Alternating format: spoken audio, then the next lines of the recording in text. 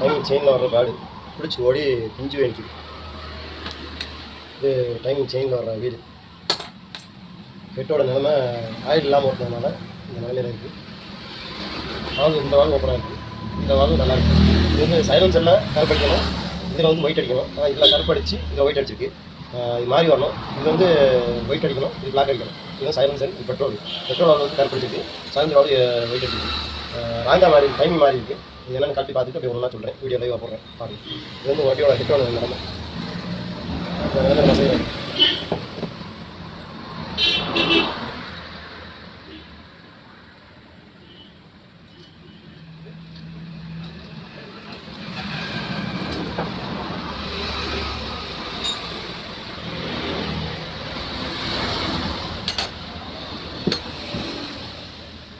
சிஸ்டமே காமிக்கிறதுக்காக தான் லைவாக போடுறேன்.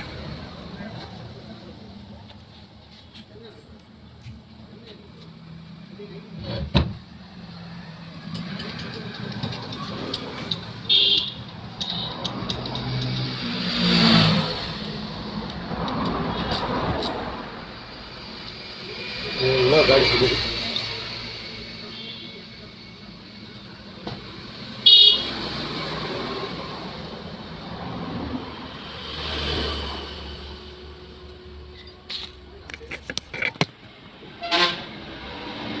பேரில் அந்த பிடிச்சிருக்கு, இந்த கோடு வந்துருக்கு வந்து பிடிச்சிருக்கு. பிஸ்டனை பாருங்கள், கோடு வந்துருக்கா, தரம் வந்துருக்கா. இது வந்து பேரில் பிடிச்சி தான் அதில் அடிச்சிருக்கு. அதனால் மேக்ஸிமம் வந்து என்ன நிலைமை இருக்குன்றதை அதை பாருங்கள். இது வந்து இந்த இடத்துல பிடிச்சிருக்கு, கை வச்சுக்க இடத்துல மேலே பிடிச்சிருக்கு. இந்த கோடு வந்துருக்க தெரியும். இது வந்து பிஸ்டனு மேலே பிடிச்சிருக்கு.